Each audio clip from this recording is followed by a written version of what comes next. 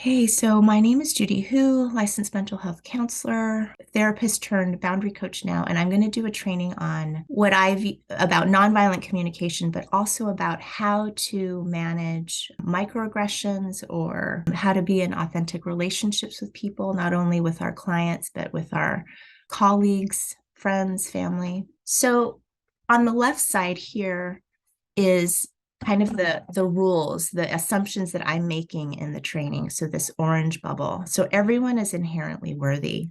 I think society teaches us that, like, yes, everyone's created equal, which I'm a visual learner. So it looks like this of equal value, right? But the laws and the behaviors actually don't reflect that equalness. Okay, so for example, women now are at risk of not being able to control their bodies. There are places that do not welcome bodies of different abilities if there's not wheelchair accessibility. So it shows them they're not as important as other people. Okay. There are systemic racism in policing systems. So there are some people based on how they look that don't feel as protected, right, as others. Our children are being harmed in school systems and the laws aren't changing to protect them. So our children hear that they're important, but they don't feel like they're important. So all of this is based on the understanding that everyone is inherently worthy. And so embodying that is going to be a challenge, but this is what we're going to be working on. So the other thing is that we're going to assume best of intentions when we have these conversations with people. And it's going to depend, like, if you're in a grocery store, it's a little different. Like, let's assume that they're having a bad day or something happened. And if it's someone at work, we're going to assume that a good intention of, like, maybe something's happening at home for them that they would speak to me this way, or, maybe I'm missing something that I didn't understand and I can clarify. Okay. The other thing is listen with curiosity and an open heart. I think because of how our society is set up, most of us are working from hypervigilance. And so in our limbic system, where hypervigilance is, we are very limited in our view because we are just trying to stay safe. Okay. Listening with curiosity and an open heart is regulating ourselves to our prefrontal cortex to go, I wonder if this is what they meant. I wonder why this is feeling so hard. And so keeping an open heart also means I'm willing to connect with the other person, not to say don't protect yourself, but try to stay in your prefrontal cortex where curiosity and an openness can be. And also use I statements. Sometimes societally, we are taught that, we always do this. But when we use we are speaking for others. And what we know about diversity and how rich it is that everyone has different needs and everyone has different beliefs. And so all you have to do is use I statements to establish and clarify what I need, okay?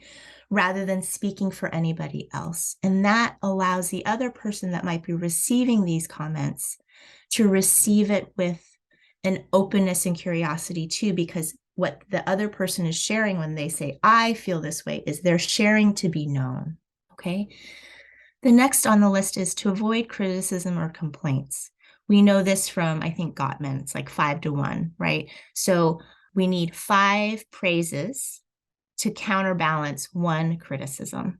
And so effective communication is, how do I, rather than identify criticism or a mistake or a complaint about what's not working right, how do I instead make clear, specific requests? And so clear, specific requests allows the other person then to say, can you please stop asking me where I'm from? I'm American. And so I'm wondering if you're actually asking me what my race or ethnicity is. And the other person can say, oh, I'm so sorry. I will stop asking you where you're from, right? So that specific behavioral request allows the other person to say yes or no.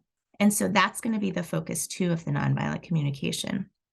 And the other assumption is that when we speak to each other, it's to share to be known, right? Often we think, especially as we're looking at the political landscape, it's I'm right, you're wrong.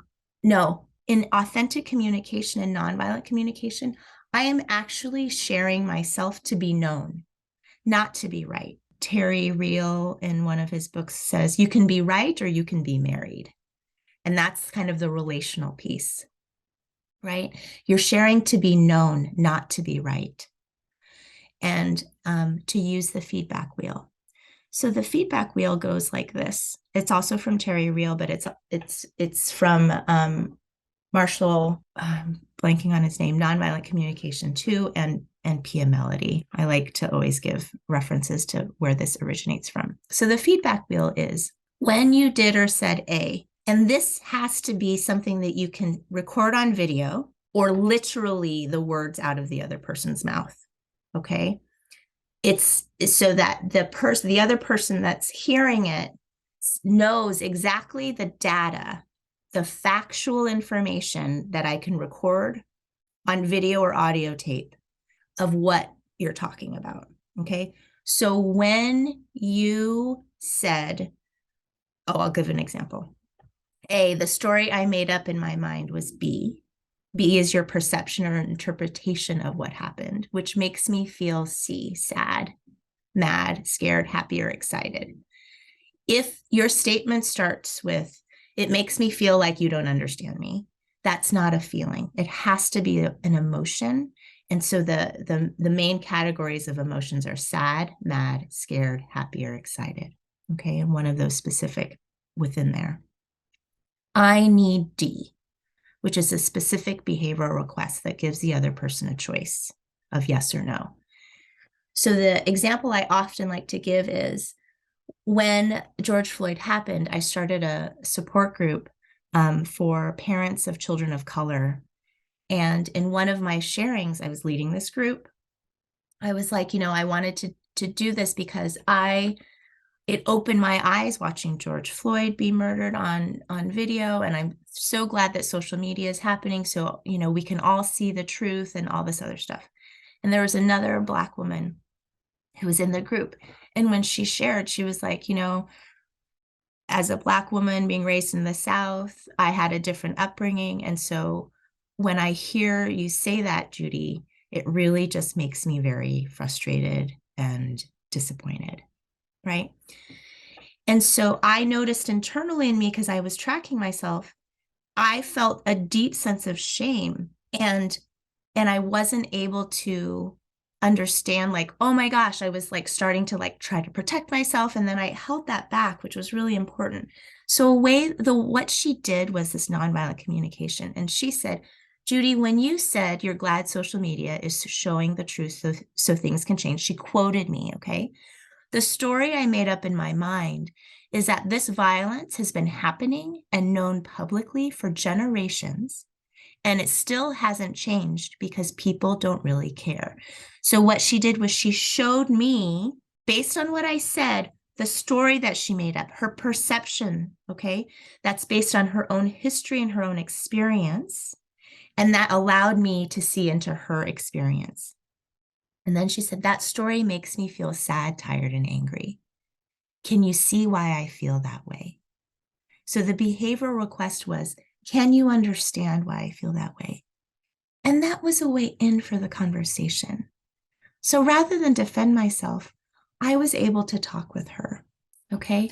And so the thing is, we're all human and we're all going to make mistakes because we all have these like learning edges, right? Our growth edges of we don't understand everything. We're not supposed to. That's why diversity is so valuable, right? So if I make a mistake, it doesn't bring me down in value.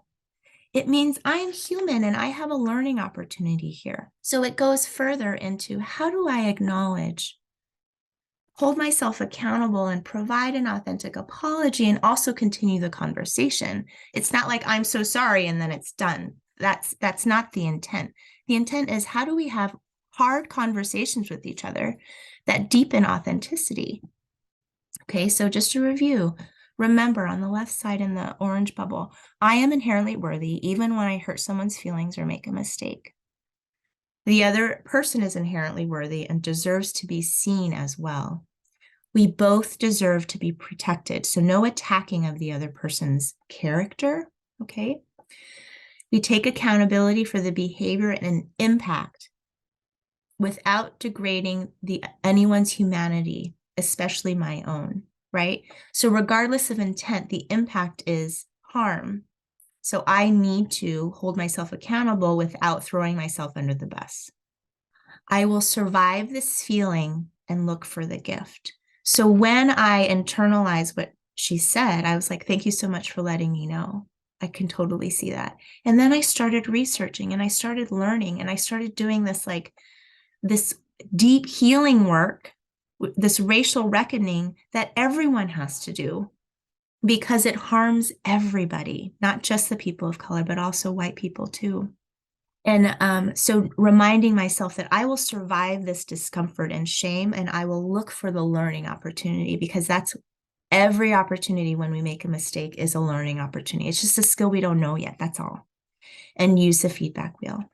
Okay. So again, the feedback wheel is thank you for letting me know that what I said made you feel sad, angry, and tired. Okay. I'm sorry for the harm that I caused, and I will learn more and do better. And so it's thank you for letting me know what I did or said. A, describe what the person shared. And then if you can, share how it made them feel. Okay. I'm sorry, I reflect back the person's experience. What can I do to make it better between us?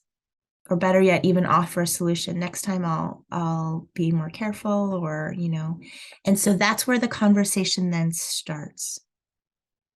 Okay, of how is this, or, when the violence happened against during the Lunar New Year, part of me worried that it would be insensitive of how I say it. And so I noticed I kind of held back a little bit. How did that land for you? Right? So there are ways for us to have these conversations to show our vulnerability and places that we don't know. And then we invite the other person and they can say yes or no in on that conversation.